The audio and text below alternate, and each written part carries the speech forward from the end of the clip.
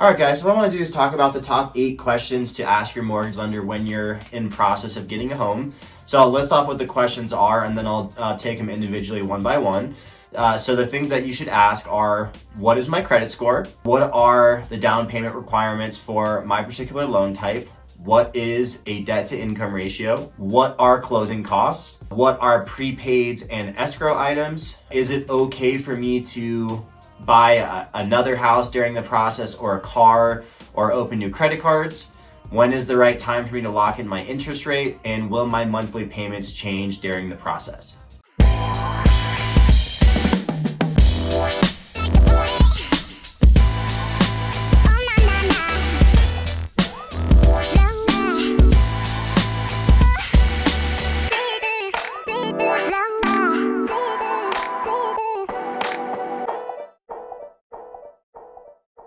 What's up, guys? This is TJ Tassone, mortgage broker owner at Tassone Capital.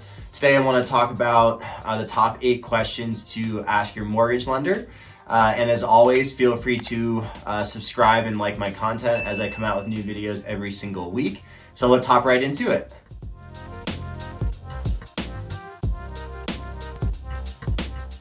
All right, guys, so the question number 1 with credit scores. So what is your credit score? How do credit scores work? So credit scores range from 300 to 850, and there are actually 3 credit scores. So you have the 3 major credit bureaus: TransUnion, Equifax, and Experian. So between 300 and 850, realistically, if you're a real person, you're alive, you're probably going to have at least a 400. I've never seen credit scores actually in the 3s. So, typically people are going to be at least in the 5s. If they have bad credit, most people are going to be in the 6s, 7s, and 8s. So when you're qualifying credit scores, of your 3 credit scores, we take a look at the middle score out of the 3 bureaus. So it's not the highest, not the lowest, but the middle, okay? And that's what lenders are going to use for credit scores. So it's important to understand how credit scores work. So that's the first question. All right, guys, so question number 2 are, what are the down payment requirements? And that's a very common thing. So down payment requirements are going to depend on what type of loan you're working with. So for example, you have a conventional loan, FHA loan, USDA loan, VA loan, they're all gonna have different requirements. So for example, conventional loan, for a first-time home buyer, you can have a 3% down payment.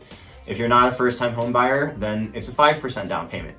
If you are doing an FHA loan, it's 3.5%. If you're doing a VA loan, there's actually no down payment required, but you have what's called a funding fee. So if you are a veteran and you're using your VA eligibility for the first time you use it, it's 2.3%, which is rolled in. If you're using it anytime after that, it's 3.6%.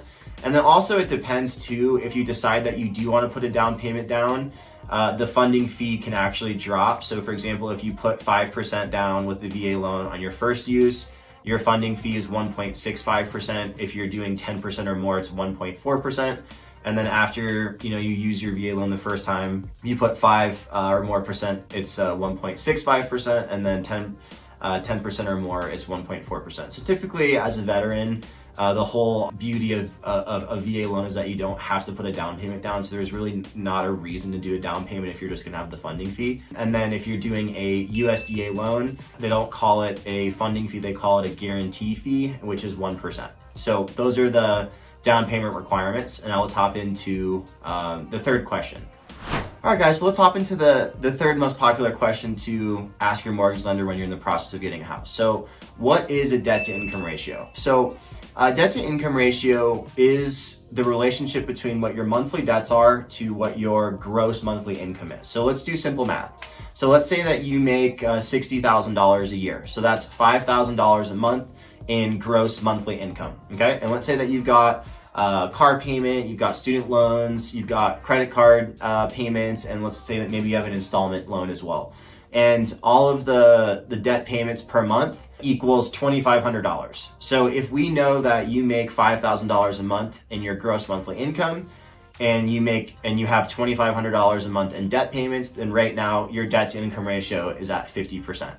So in that circumstance, we're not even adding in what your new house payment would be, so you wouldn't really be able to qualify for a loan in that circumstance, but I just wanted to do it for simple math. So maybe you don't have any debt and the house payment is $2,500 a month, debt to income ratio is still 50%, then we take a look at getting you qualified for a house at $2,500 a month.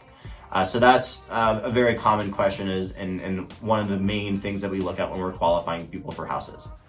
Question number 4, what are closing costs? So closing costs are fees that you're going to see that a lender is going to charge for doing the loan for you. So closing costs could be things like origination fees, underwriting fees, processing fees, credit report fees, flood certification fees, lender's title insurance, and escrow fees, things like that. So those are all items that are going to change on a case-by-case basis depending upon which lenders you're working with. So one thing that's important to note is when you're working with brokers, they typically don't charge underwriting fees or processing fees because there's not a lot of overhead expenses that large lenders might have. So that's something to think about when you are going around and shopping around. It's always a good idea to take a look at multiple lenders to make sure that you're getting the best fees, at the lowest amount of fees, okay?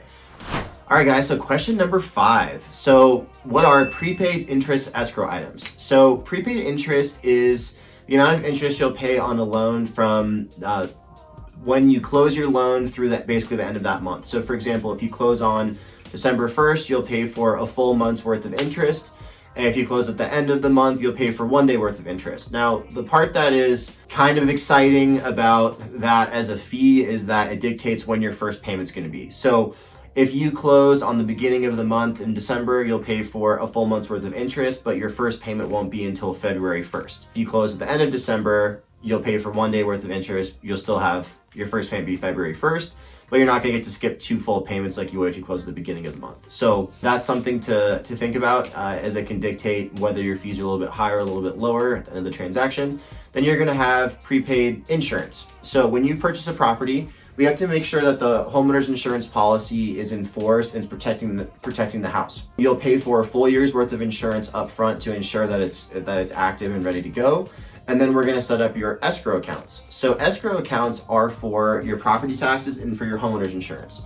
So in Colorado, escrows for taxes are paid out twice a year. So you have that due in February, you have it due in June. And then homeowner's insurance renews basically on the anniversary of your mortgage payment or when you close. So from that point, every single month you make your payment for principal and interest. A portion of it goes to your principal and interest. A portion of it goes to your taxes and insurance. The escrows are in place to make sure that you always have enough money to pay for taxes and insurance, because the last thing you want to have happen is have you miss a bunch of property tax payments potentially be foreclosed on. So those are there for your benefit to protect you, to make sure that you're safe and secure in your home and you're able to pay for everything. All right, question number 6. Is it okay for me to buy a car, open credit cards, or any other debt during the process? So very common question, and it's good that it is a question and not something that you deal with after the action's already been done. A good response to that question is it very, very much depends on the person's financial picture when they're in the process. When you go and open any type of debt, we're gonna have a credit inquiry. We're gonna be able to see that your credit was pulled. We're gonna ask, did you get new debt?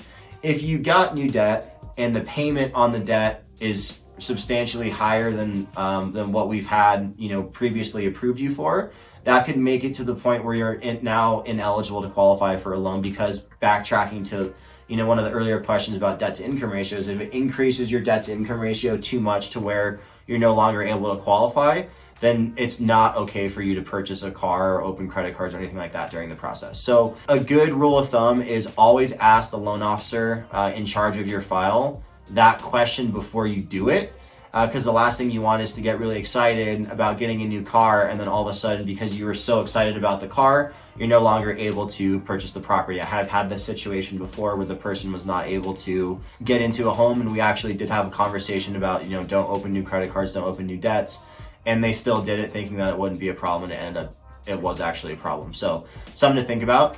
So with that being said, let's hop into question number 7.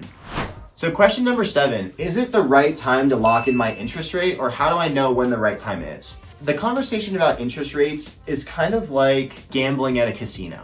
Most of the time when interest rates move, there's not huge swings. You could have 1/8% or 0.125, to, 0.25 or 0.375%. You're not going to see a massive swing during the course of a couple weeks when you're, qualifying for a house or when you're under contract on a house.